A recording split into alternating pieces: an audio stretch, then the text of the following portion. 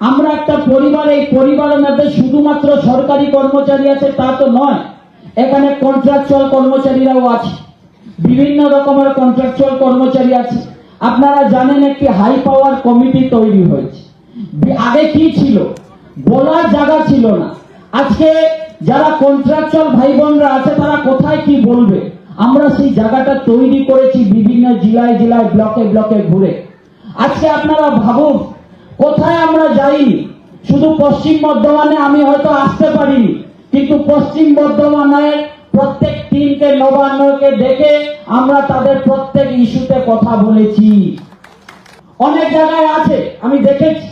এই যে বাজেট, এইটা একটা আপনারা ভাবতে হবে।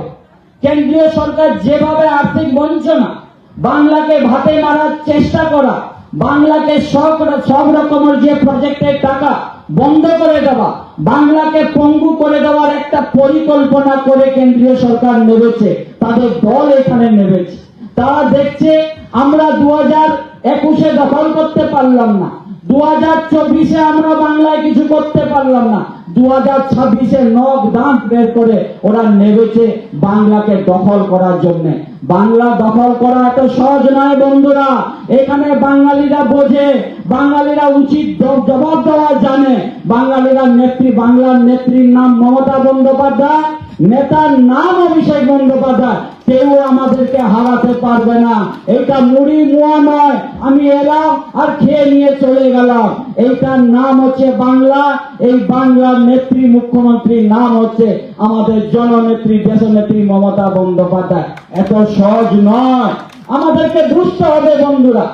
আজকে একটা কেন্দ্রীয় সরকার বাজেট করেছে, সেটা বাংলার খাতাতে জিরো, কিছু নেই, সাধারণ মানুষের জন্য কিছু নেই।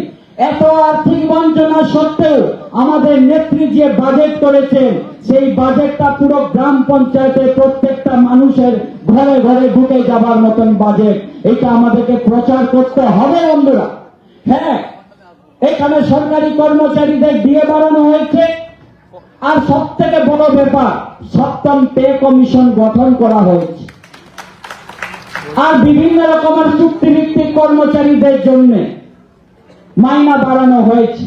এই যে চুক্তিভিত্তিক মাইনা কিছু বাড়ানোর ফলে কি হয়েছে, কিছু কর্মচারী যারা আছে তারা ভাবছে বাজেটে তো আমাদের কিছু বলা হলো না, তাহলে কি আমাদের কিছু হবে না।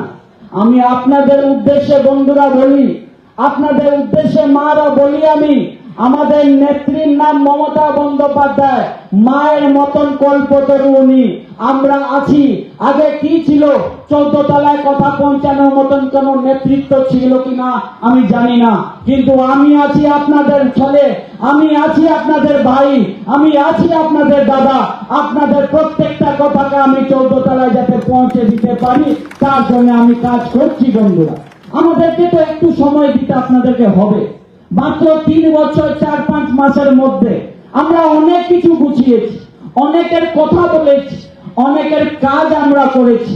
ফিনান্সে আপনারা জানলে অবাক হবেন। আমি এখনই বলছিলাম না, আমাদেরকে ঘর গোছাতে আমাদেরকে 3 বছর টাইম লেগেছে বন্ধুরা।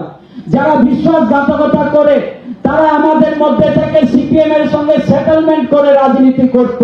তাহলে আমি আপনাদের কথা কিছু করব না, বলবো না আপনাকে, আপনি আমাদের কিছু ডিস্টার্ব করবেন না, আমার ভালো করে আমি বেরিয়ে যাচ্ছিলাম। এইরকম কিছু নেতৃত্ব উপরে ফিনান্সে বসেছিল বন্ধুরা। আমরা তাদের উপরে আঘাত করেছি, তাদেরকে বলেছি কাজ করতে হলে কর্মচারীর সাথে আপনাদের যে ক্যাডার সংক্রান্ত যে কোনো ফাইল সংক্রান্ত ফিনান্সের ফাইল যায়, আপনারা জানলে অবাক হবেন। এই যে সেলে সব কাজ হতো না, কোঅর্ডিনেশনের তাবর নেতারা ওখানে বসে থাকতো। তারা বড় বড় অফিসারের সঙ্গে সেটেলমেন্টে ছিল, তাদেরকে ভালো রকমের ভালো কাজের জায়গায় বসিয়ে তাদের ছত্র ছায়ায় ছিল। কিন্তু আমি তো লড়াই করার মানসিকতা, আমার লড়াই করার চিন্তা ভাবনা, আমি প্রথমে তাদের উপরে আঘাত করে সে যত বড় আমলার ছত্র ছায়া থাকুক না কেন, নেত্রীর কাছে পৌঁছে দিয়ে তাদেরকে সেই চেয়ার থেকে ছুঁড়ে ফেলে দিয়ে ফেডারেশনের সহযোগ দ্বারা বসানো হয়েছে। তারা আজকে কাজ করছে। বিভিন্ন 192 অর্ডারে আমরা কাজ করেছি, বিভিন্ন রকমের অর্ডার আমরা বের করেছি, বিভিন্ন ফিনান্স থেকে আমরা কাজ করছি। হ্যাঁ, এখনো কিছু কিছু ফিনান্সের ফাইল আটকে আছে। ভরসা রাখতে হবে আমাদের উপরে, ভরসা রাখতে হবে ফেডারেশনের উপরে। ফেডারেশন কাউকে মিথ্যা প্রতিশ্রুতি দেয় না, কিছু কিছু লোকরা কি হয় আমার ফেসবুকে ঢুকে, আমি জানি ICT 6 and 7 এই বাজেটে যেহেতু আশা, অঙ্গনবাড়ি, ICDS, প্যারা টিচার, সর্বশিক্ষা মিশনের আন্ডারে যারা যারা আছে তাদের মাইনা কিছু বাড়ানো হয়েছে, কিন্তু সেইখানে কি হয়েছে ICT 6 and 7 আমার ফেসবুকে ঢুকে অনেক রকমের কুকথা বলছে। আমি তাদের উদ্দেশ্যে বলি, আপনাদের এই কুকথা থেকে যদি আপনাদের ফাইলে কাজ হয়ে যেতে পারে তাহলে আপনারা এই কুকথা বলুন, কিন্তু আমি বলছি আমরা ফেডারেশনে আপনাদেরকে কোনোদিন মিথ্যা প্রতিশ্রুতি দেয়নি। আমি বলেছি মানে আমরা আমাদের মতন চেষ্টা করে সর্বোচ্চ নেত্রীর কাছে পৌঁছে দেবো আপনাদের কথাটা।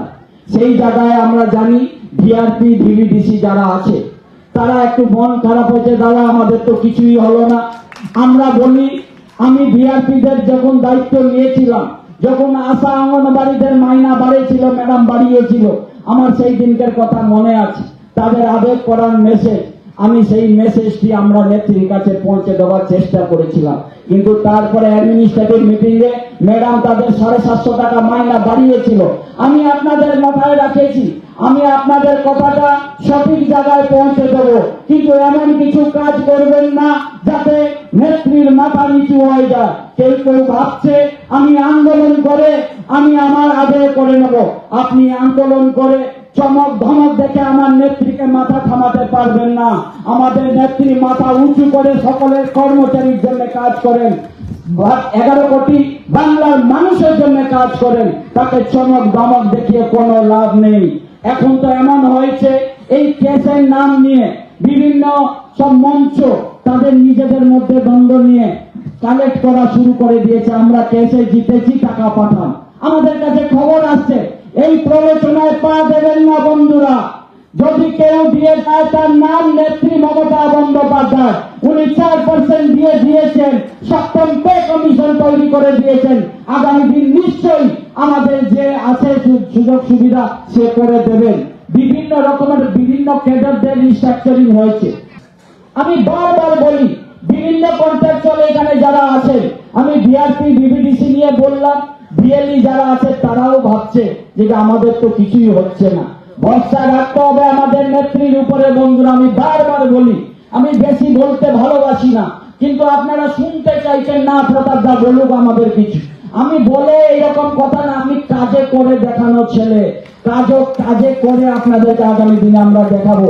জীবিকা সেবক আছে, ব্লা আছে, বিএলএলএ, আমাদের মনরেগা আছে, জিআরএস আছে, কমিউনিটি অডিটররা আছে, আমাদের প্রাণী বন্ধু, প্রাণী মিত্রা, প্রাণী সেবা সেবিকা যারা আছে।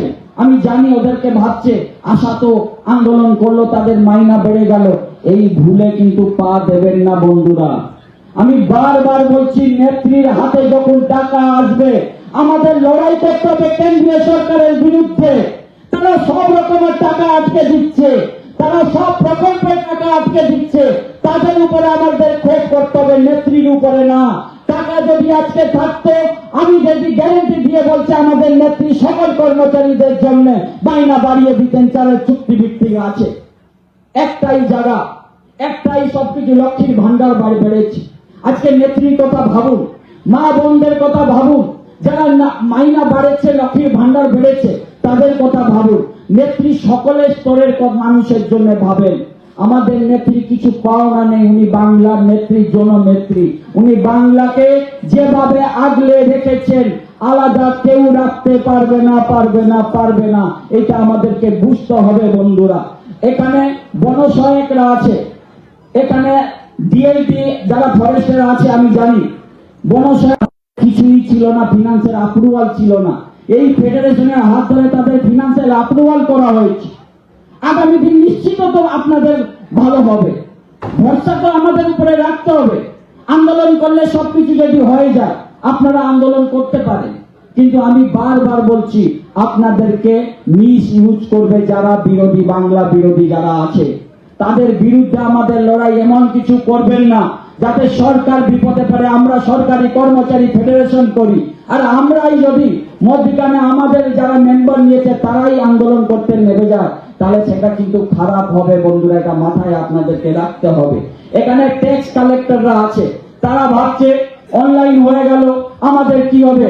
আপনারা জানলে অবাক হবেন, আপনাদেরকে ছাঁটাই করে দেওয়া হচ্ছিল। এখানে প্রদীপদা আছে, আমি নিজে উলগান্নাথ স্যারের সঙ্গে কথা বলেছি, আমি সেখানে বলেছি তাদের এখন ছাঁটাই করিনি, কিভাবে করা যেতে পারে সেটা একটা পর্যালোচনা চলছে, নিশ্চয়ই আপনাদের ভালো কিছু হবে।